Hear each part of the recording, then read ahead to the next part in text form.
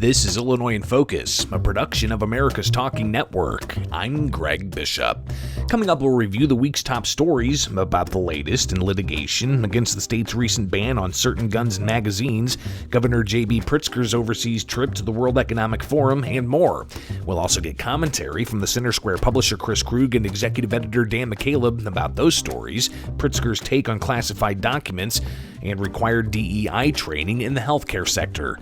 That's ahead with Illinois in Focus, a production of America's Talking Network. Listen to all our podcasts at americastalking.com. I'm Greg Bishop.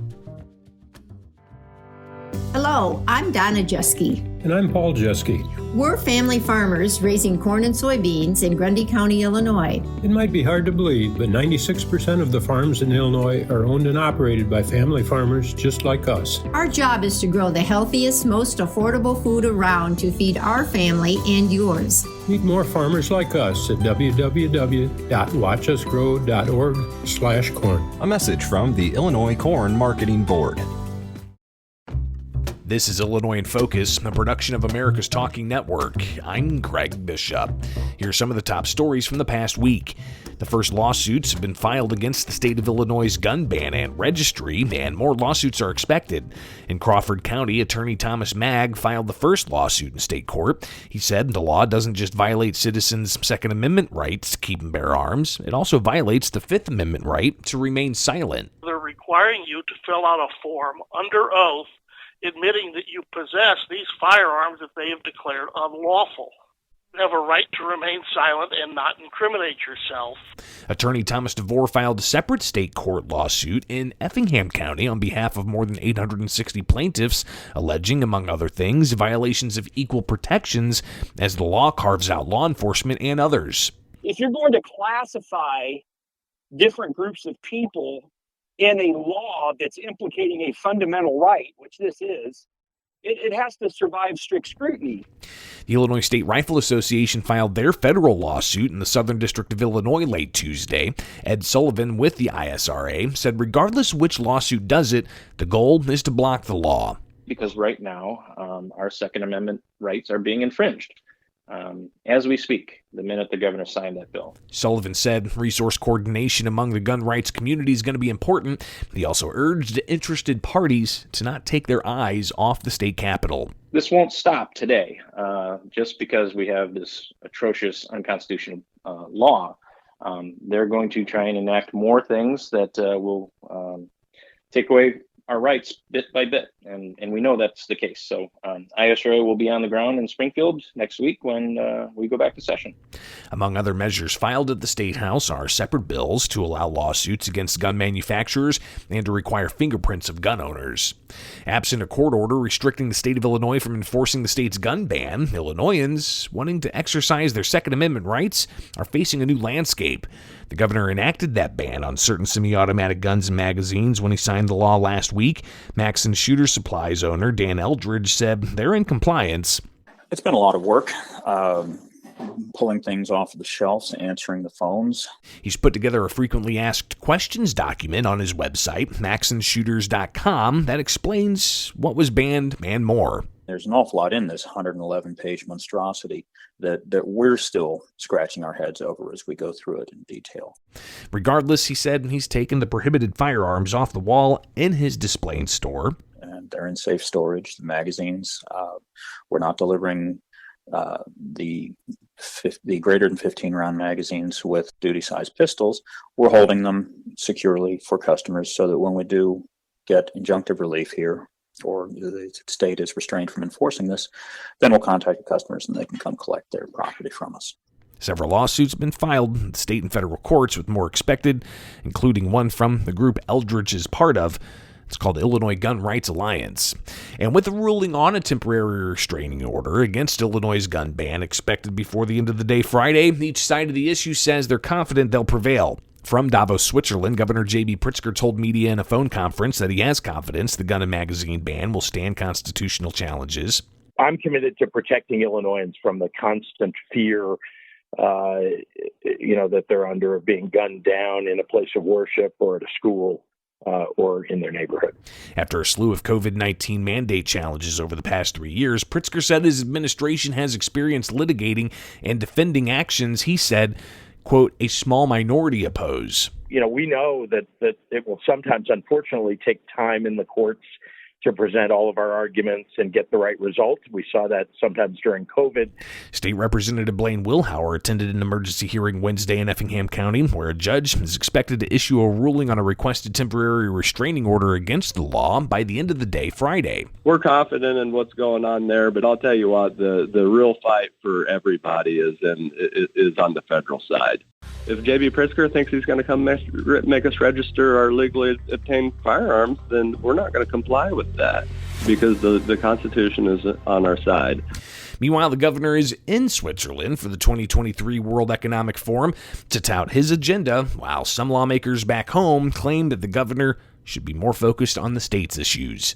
Andrew Hensel has that story. Pritzker is one of 52 heads of state attending the World Economic Forum in Davos, Switzerland this week. During a panel discussion about America's political landscape, Pritzker touted his clean energy agenda, abortion expansion, and a gun ban, and said what he thinks people are looking for. Certainly, if you ask the public, do you think that Congress or that states should work in a bipartisan fashion? The answer is yes. But what they really mean, in my view, is they want to get things done. Before the governor's appearance, State Rep Adam Niemerg said Pritzker is only at the forum because he has plans other than governing the state. This is a globalist initiative by a very, very far-left governor in the state of Illinois. Folks, this governor has presidential aspirations, and he'll drive a car off the leftist cliff. I'm Andrew Hensel. The governor says he's ready to return to Illinois after traveling overseas to attend that global conference with various world leaders from business and government. During a conference call with members of the Illinois media Thursday, Pritzker addressed critics who said he's hobnobbing with leftist global elites. It's important for Illinois to be seen on the world stage as a destination for the companies that exist across the world. While overseas, the governor did make a side trip to the manufacturing plant in Germany. He said the Wheeland trip helps encourage the company to expand its existing footprint in Illinois. How much all this is costing taxpayers isn't yet known. Much of the trip is being covered by me, and, of course, there's security need. So that's covered by the state of Illinois, and, I guess I can get you a more extensive answer. Pritzker responded to a report while meeting with world leaders he was overheard talking about running for president. He said he was just responding to media questions at the time. And I was simply responding, as I have to you, that I have every intention to serve out the 4 years that I just won as governor. And joining Pritzker on the trip was his wife, chief of staff, and 2 deputy governors. And with 2 different U.S. presidents being found in possession of classified documents they shouldn't have had, Illinois' governor has different takes. Last August, after the raid of former Republican President Donald Trump's Florida residence to search for classified documents, the governor criticized Trump and Republicans. Well, I'm shocked and dismayed, honestly, that Republicans across Illinois haven't stood up for law enforcement, haven't stood up for law and order. Clearly, there is something afoot here that may lead to a prosecution. It seems like, Republicans say that they're anti-crime, and yet here they are standing up for somebody who seems to have committed. On CNN Wednesday, after it was revealed several collections of classified materials were found at the home of Democratic President Joe Biden from when he was vice president, Pritzker said there should be an investigation, but said the Trump stash was, quote, vastly different. Where he was literally hiding documents and refusing to turn them over, whereas this White House has turned them over and has, in fact, encouraged an investigation. I think there should be an investigation. I think that having an independent counsel is the right thing to do, and that the White House needs to be fully transparent about this. Trump has contended his team was cooperating with federal officials over the documents before his residence was raided by the FBI. Separate special prosecutors have been assigned to each case. A requirement for dozens of healthcare professionals in Illinois to complete bias awareness training as a condition of licensure is being criticized by a medical watchdog group. Kevin Bessler has that story. The Illinois Administrative Code states that implicit bias occurs automatically and unintentionally, but affects judgments and decisions. Laura Morgan, program manager with Do No Harm, says that false assumption means that physicians and other healthcare professionals make decisions about patients based on gender or skin color. Things that are related to diversity, equity, and inclusion are based on more divisive ideologies than things that really have anything to do with being a good doctor. Morgan adds that implicit bias training often requires participants to recognize their biases by taking the implicit association test, which she says has been thoroughly debunked. I'm Kevin Bessler. And those are the top stories for the week from Illinois. Find more online at americastalking.com. Coming up for Illinois in Focus, commentary from the Center Square publisher Chris Krug and executive editor Dan McCaleb. This is Illinois in Focus, a production of America's Talking Network. I'm Greg Bishop. Freedom and liberty are important to all of us in Illinois, from Rockford to Carbondale, from Quincy to Decatur. If you're looking for civil, intellectual conversations with those shaping the future of freedom, try the Future of Freedom podcast with me, Scott Bertrand. We speak with leaders across the country in the greater conservative and libertarian movements. In-depth conversations about where the next intellectual battles will happen across the country. It's the Future of Freedom podcast. Find it at americastalking.com or wherever you get your podcasts.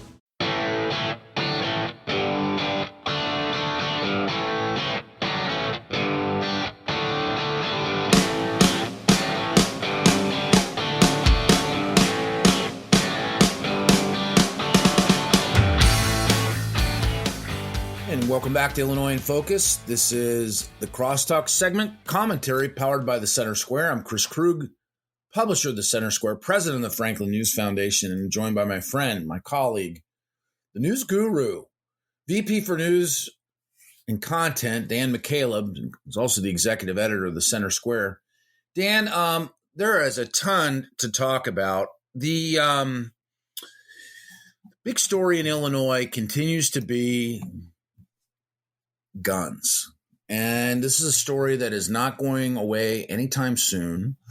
As I think a lot of people who are listening know, the state legislature passed legislation during lame duck session, which was signed by Governor J.B. Pritzker, to ban certain kinds of guns.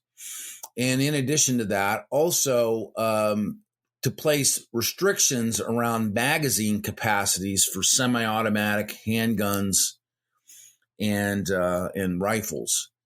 So this, as I said, is a story that is evolving. Where are we today? We're recording this on Thursday, January 19th. Looks like a lot of lawsuits.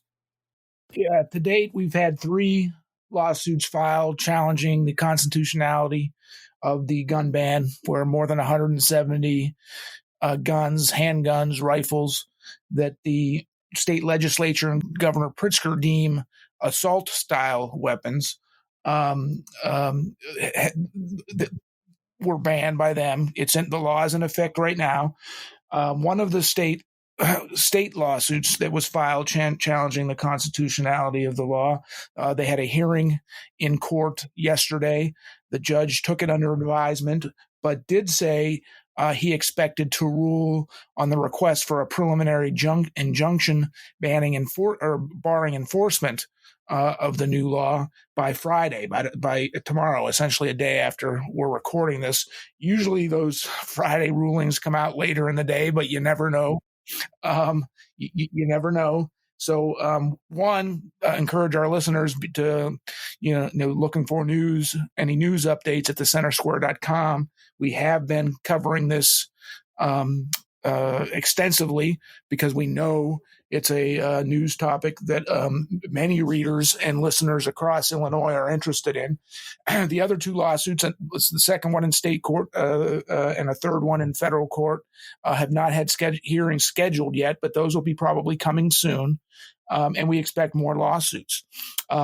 It's interesting, the grounds on which these lawsuits have filed and what they claim is unconstitutional. It's not just a single Second Amendment.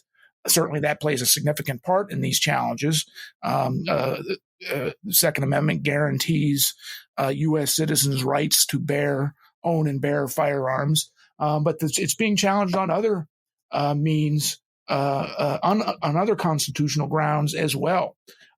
Let's get into that, Dan. So, I mean, part of it would be privacy. I mean, so what are the other elements of this, of the suits themselves?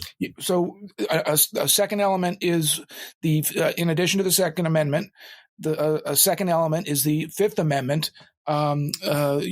Individuals who are accused of crimes have the right not to incriminate themselves. And one of the things this new law also does is if you have one of these banned weapons, if you own one of these banned weapons and it's in your possession, you have until the end of this calendar year to report the serial number and other information to state police. And one of the legal bases for the lawsuits is that means you're having to incriminate yourself. You own one of these banned guns and you have to turn yourself in to state police. Well, the U.S. Constitution guarantees the right of a person not to have to testify against themselves. And the third constitutional issue that's been raised is the 14th Amendment, which essentially is equal protections under the law. All American citizens have equal protections under the law. Well, this gun ban carves out certain groups of people. Active duty and retired police officers, active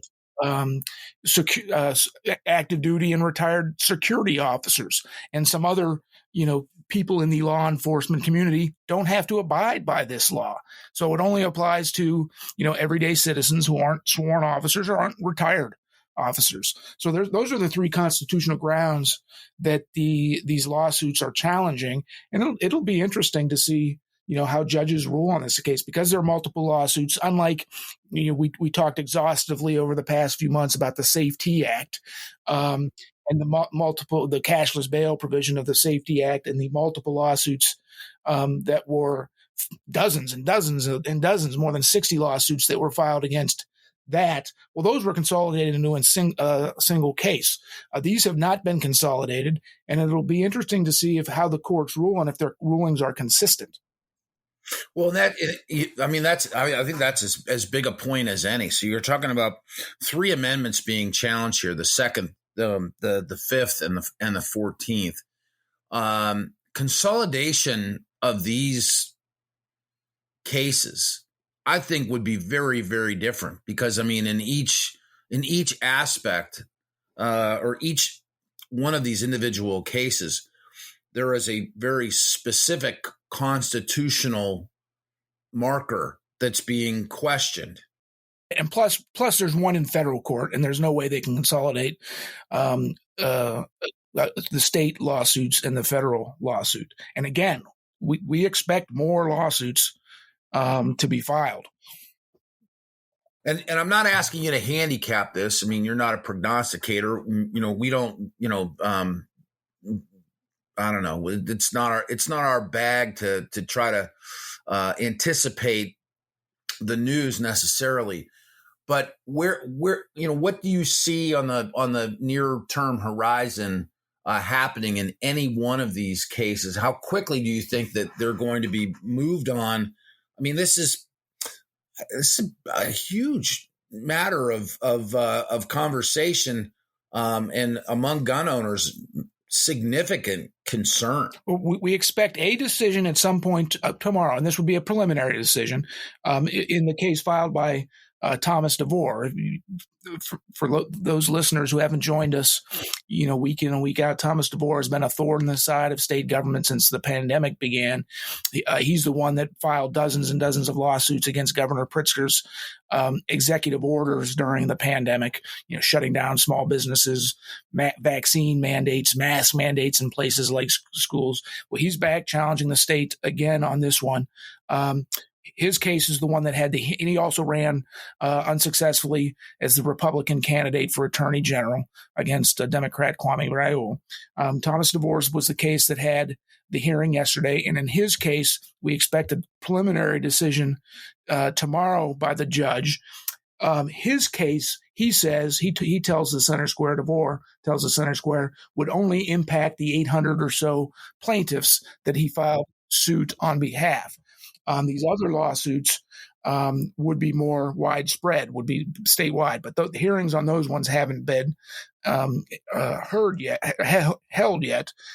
So we don't know the timeline of those, but we do expect a ruling Friday. And I think the arguments by plaintiffs, they make strong arguments on constitutional grounds. Does that mean the judge is going to rule in their favor? I'm no attorney. I don't know. But I do think they have strong cases. It's not like any of the judges can say your arguments are baseless. We're just going to dismiss your lawsuit outright. So in some ways, for people that have been paying attention to what goes on in state government, and you talk about Tom DeVore, you wind it back into the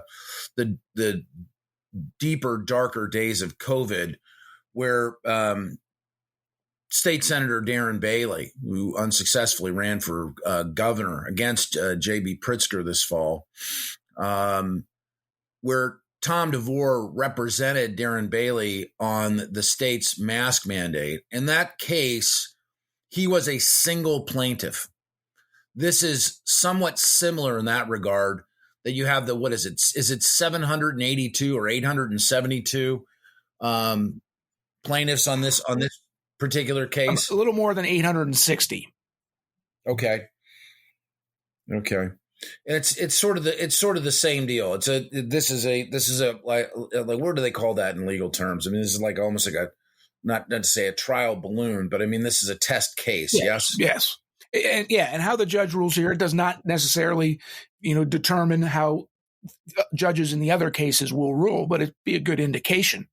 While depending on how the judge rules tomorrow, it only impact those 860 plaintiffs that are attached to Thomas DeVore's lawsuit.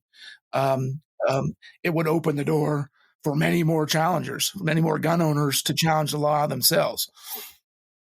I think one of the comments that's come out of this that I found sort of like the most alarming was from Governor J.B. Pritzker, who said, setting aside, any kind of court proceeding or any kind of legal challenges to the statute, that the state police will enforce this law or they won't be state police, which is has to be very, very difficult territory for the men and women who serve on the state police who've sworn to uphold the U.S. Constitution. And on the other side of that, or I should say further to that, there's something like 1,800 total state police employees in the state of Illinois. And there's more than 2.2 million FOID card holders. Now, that does not mean every single one of those 2.2 million FOID card owners owns one of these banned weapons. No, but that's a big task, is what you're getting at. But the vast majority of Illinois gun owners who have a semi-automatic handgun have capacity or magazines with capacities that are greater than the statute. I mean, it's just the industry. If you own a magazine of that for a handgun that holds more than 15 rounds, that's now against the law. If you own a rifle that has a magazine capacity of more than 10 rounds, that's now against the law. So all the gun owners in the state of Illinois who own not just those 170 plus banned guns, but own guns with magazines above those two thresholds, they also have to self-report to police by the end of the year under this current law. State police would be charged with enforcing that. So if you don't register, state police, according to Governor Pritzker in the legislature, can go knock on your door. And that's a tall task. Yeah. And the state police would ultimately be involved in this because theoretically, because the vast majority of sheriffs in the state of Illinois have come out and said we're not going to enforce this forgive me, I'm not remembering who said this, but I believe it. Maybe I'd heard this on a radio interview. One of the sheriffs from around the state went so far as to say that he would deputize anybody that wanted to be a deputy to effectively give him that law enforcement officer's exemption. I did not hear that, but that is interesting. I know dozens and dozens of sheriffs across the state have declared that they're not going to enforce the law because they themselves say the law is unconstitutional. So hopefully these lawsuits, these challenges do get quick preliminary hearings so we have some semblance of what the judiciary feels about it. Just like with the cashless bail provision, which it was going to be, enforced in only some parts of the state, but not all parts of the state. This Illinois Supreme Court stepped in and shut down that law, which was supposed to go effect on January 1st. Hopefully we get some clarity from the courts here.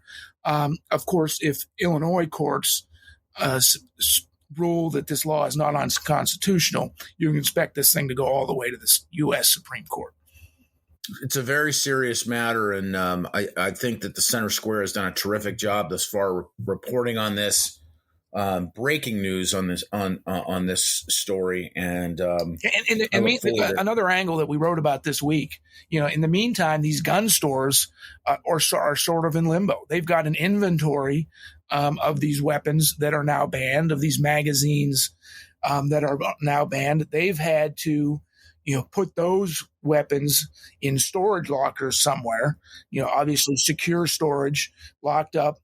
And they're waiting on the judiciary to rule on this too, to determine, what they have to do with those banned guns right now. It'd be interesting to see also, from a manufacturing standpoint, what will be available. I'm gonna have to make a run to one of my local gun stores and just see what's on the shelf. Try to report back on that by next week. Again, nice job on the coverage of that, and there's plenty more to come at thecentersquare.com. Again, that's a extremely significant issue that I know that you guys will be paying close attention to. Let's turn our attentions to Governor J.B. Pritzker. He's been in the headlines in the past few days. He's, of course, was out in Davos, Switzerland, at the World Economic Forum meetings. We'll talk about that in a second. He did weigh in on the documents that have been found. Classified documents were found in a couple of different places. Where Joe Biden had stored them, one, in his garage in Delaware, and also at the Biden Penn Center at the University of Pennsylvania in Philadelphia. When former President Donald Trump, was had his home raided for what was believed to be classified documents. J.B. Pritzker was adamant that it should be handled a certain way, and that was a significant breach to the country. This week, when asked about Joe Biden and classified documents from the time when he was vice president, being left in his garage and at the University of Pennsylvania, reacted to that with a noticeable difference. Yeah, when you hear Pritzker's comments back then, when Trump's Mar-a-Lago home was raided and classified documents were found, compared to his comments with what's going on with President Biden and the classified documents that have been found in multiple locations, his private home, as you mentioned, in Delaware, and the Penn Center in Pennsylvania, it's a pretty stark difference. I've got a quote here from Governor Pritzker from the Trump incident. Quote, "Well, I'm shocked and dismayed, honestly, that Republicans across Illinois haven't stood up for law enforcement, haven't stood up for law and order. Clearly, there is something afoot here and may lead to a prosecution. It seems like Republicans say that they're anti-crime, and yet here they are standing up for someone who seems to have committed one." And the same thing happens to President Biden, who, using Pritzker's own language here, apparently also committed the law because violated the law because he had classified documents in multiple occasions. He was more defensive of the president, said, where he, meaning Trump, was literally hiding documents and refusing to turn them over, whereas this White House has turned them over and has encouraged an investigation. So much softer stance on the person from his own party than he was when the same thing happened to Trump. Well, I'll tell you what. I mean, if this whole governor thing doesn't work out for J.B. Pritzker, and if he doesn't take this this run to the presidency that you and I have been talking about now for more than 2 years, but now seems other people seem to be thinking that some of the decisions that he's making and some of the issues that he's behind are purely in the best interest of Illinoisans and not precursor to running for a presidency. He would be a phenomenal host on MSNBC. I mean, phenomenal, because he can that. I mean, that is spin that you wouldn't see anywhere other than a High Life fronton. I mean, that is really something else. Well, he's certainly getting his media appearances in now that we're less than 2 years away from the next presidential election, and of course, he's also in Switzerland this week at an international conference, the 2023 World Economic Forum, while he's making a number of appearances. So he's either preparing himself for a media job or he's preparing himself for a bigger run to a higher office. Yeah, I think it would be I think it would be the second of those two. So he is at the World Economic Forum in Davos, as we said, and why? I mean, why is? I mean, I watched his time on the stage, and he was kind of doing that thing that he did during COVID when he would be asked difficult questions in what he would otherwise have assumed to be a friendly media environment. He starts waving his arms around like he's the robot from Lost in Space, smashing the microphone like three or four times. I mean, as he's trying to express a point of view about all the great things that he's done in Illinois, which you and I probably don't think are so great, and a lot of other people don't think are so great. For the benefit of this world audience, what is he doing there? What is he talking about? In terms of what he's doing there, he can only be doing one thing there. That's not certainly nothing that benefits Illinois. He is the governor of Illinois. Nothing that comes out of this World Economic Forum is going to have anything to do with your or my or any Illinois taxpayers' lives. Not going to benefit us in a way. The only thing he can be doing there is to raise his profile, right? To get more international media attention, more U.S. Media attention. And what's the reason he would want more international and national media attention? It can be only one thing, right? He's at least exploring an opportunity, his chances to run for president in 2024. You mentioned the mic thing. He's going to have to get better at that if he's going to participate in presidential debates at some point next year, or actually it would be later this year. I think the debates might even start for the primaries late this year. Well, I mean, and the things that the one thing that he specifically said that it was kind of like, really just kind of stopped me in my tracks was that people don't want bipartisanship. They want to get things done. And I'll tell you what, if there is no more clear articulation of how things work in Illinois than what came out of Governor Pritzker's mouth right then and there. I mean, when Joe Manchin has to step in and save you, my goodness, where are you? What was your take on that part of Governor Pritzker's stage time in Davos? My take on that is Governor Pritzker is not interested in bipartisanship. If he Illinois, of course, Democrats hold supermajorities in the House and in the Senate, and a Democrat, Governor Pritzker, is the chief executive of Illinois. They don't allow Republicans to their bills to even advance in the legislature, let alone to have discussions, debates about Republicans' bill. That tells me that Pritzker thinks the country should be run like Illinois is run. Well, guess what? You do run for president. By some small chance, you actually win the presidency. You're not going to be able to govern the United States like you govern Illinois. There it will be significant debates, significant pushback on your policy ideas. Of course, he was touting in Switzerland all the policies he and the Democratic legislature will be able to push through. Well, guess what?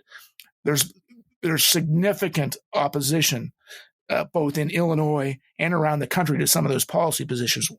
Just the things we've already been talking about, banning guns, this cashless bail provision. He also touted Illinois' wide open abortion laws, no restrictions essentially anywhere. So he's talking about pushing through progressive, very liberal ideas in Illinois. And I take it that means he wants to do the same thing if he were to become president. But that ain't going to happen. Yeah, I think further making this like sort of his appearance odd to me is that and of course there was what he said, but I mean the title of this year's event at the World Economic Forum and you and I could go on and on and on, about WEF. I mean, we should maybe invest in a bottle of whiskey and have a conversation about the WEF sometime. Off record. But the title of this year's event was Cooperation in a Fragmented World. That sure as heck doesn't sound like cooperation to me. No. Pritzker has no interest in working with Republicans on their ideas. His desire and his actions have proved it, is he wants progressive policies pushed through, no debate, no pushback. And that's essentially what's been happening here in Illinois. He's now just starting his second term, but throughout his whole first term. Yeah, well, I mean, I hope that he and everybody else that flew private planes, to and from Davos have a safe return, had a good time. Something else he touted was his clean energy initiatives in Illinois, going to be carbon free by 2050. Well, if he's flying his private jet all over the world, he's got some work to do there. Well, just you and I will be carbon free. I mean, that's there's just the different class levels here, I mean, so, yeah, that'll be fun. Last thing I wanted to talk about, what is going on with these like diversity, equity, and inclusion programs that are starting to seep into, I guess they would technically be licensed professions, right? So, I mean, we had a story this week about racial bias training in Illinois being a requirement for healthcare workers. So, I mean, I guess it's like I'm just trying to make sense of this, of like, where does this stuff end? I mean, how much of this can be laid upon people and be made not optional, or if you're interested, or if you'd like to learn more, but actually mandated as a part of licensure? Where does this begin and where does this end?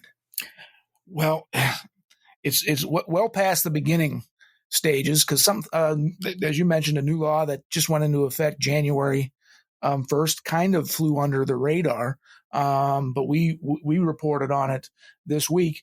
Essentially, individuals in 38 healthcare professions that are licensed in the state, doctors, nurses, etc., are now required to take racial bias training annually. our reporter, Kevin Bessler, talked to a healthcare worker, a program manager with the organization Do No Harm, a 39-year veteran of the healthcare field here in Illinois, said she was fired last year because she refused to submit to training that required her to say she was racist. It's incredible where we've come with these DEI, the diversity, equity, and inclusion requirements everywhere.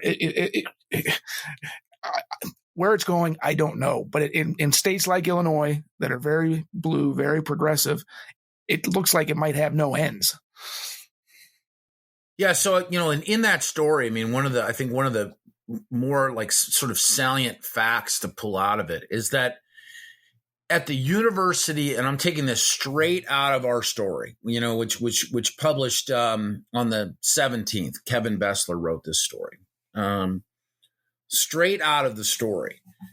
At the University of Illinois alone, there are 71 DEI personnel, which from a headcount standpoint is like 1 out of every 25 faculty members is a DEI. I don't know, what would you call them? Is a DEI focused employee. Their job description, what they're thinking about all day in theory, or what they're working on all day, is associated with DEI. So, I mean, 4% of the personnel that exists there are not looking at academics. They're not teaching people. They're not, they're not enhancing the student experience with regard to learning. They are patrolling effectively around the extremely wide pillars of diversity, equity, and inclusion. And remember, these diversity, equity, and inclusion departments anywhere, colleges and universities, K through 12 public school districts, et cetera, they're relatively new departments. Some might be around have been around for 10 years, some far fewer than that. These are new departments. These are new costs to taxpayers.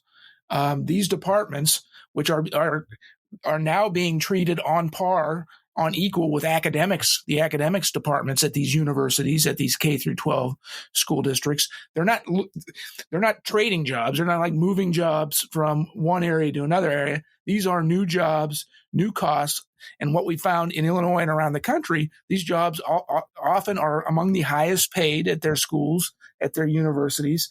We found that the director of the DEI department at certain schools are making just as much as the director of academics at certain schools. So they're putting these departments on par with what universities and K through 12 schools' priorities should be, academics, and they're just adding staff to them, meaning taxpayers are going to be paying more for those.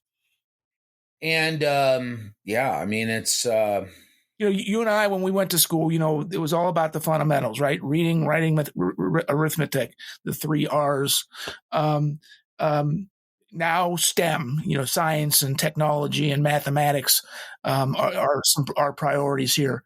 But these schools now are making these diversity and equity initiatives their top priorities. As I think about it, I still have school age children, and I'm, of course, I'm focused on their well-being and want to try to offer them, the best that I possibly can. We live in a suburb. We use public schools. My wife is a staunch advocate of public education. You and I are both boys Catholic prep school graduates, of course, from that sounds really prestigious, but we didn't exactly go to the most prestigious Catholic prep schools.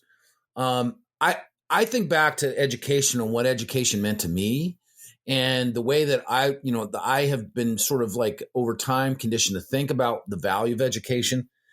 And I look at it this way: education should be geared toward teaching people how to think, how to learn, how to acquire knowledge, what's valuable to learn, not what to think.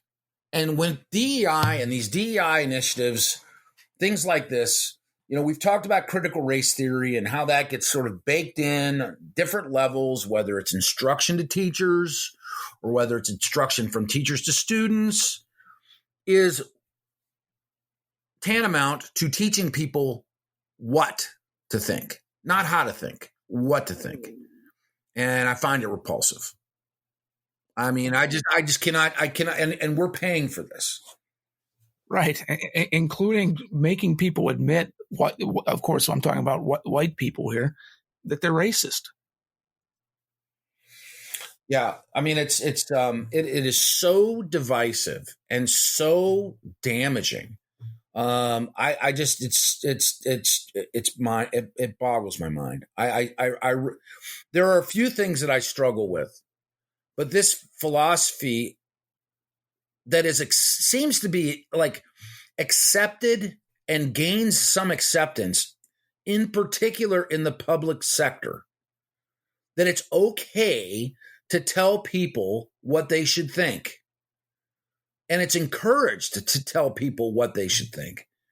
It disgusts me. Yeah. Well, it's absolutely disgusting to me. Yeah. Unfortunately, particularly here in Illinois, it's probably here to stay. My question is, what's next? What San Francisco's doing with the $5 million per person reparations for slavery that's being debated and discussed right now? I don't know. I don't give any ideas. Dan, it's been an eventful week. Lots going on.